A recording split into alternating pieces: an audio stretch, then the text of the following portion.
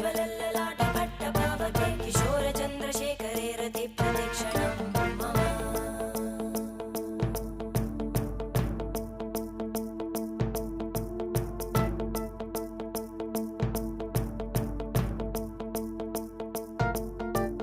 धराधरेन्द्रनन्दिनी विलासबन्धुबन्धुरा स्फुरद्दिगन्तसन्तति प्रमोदमानमानसे कृपाकटाक्षधोरणी निरुद्धदुर्धरापदि क्वचिद्दिगम्बरे मनोविनोदमेतु वस्तुनि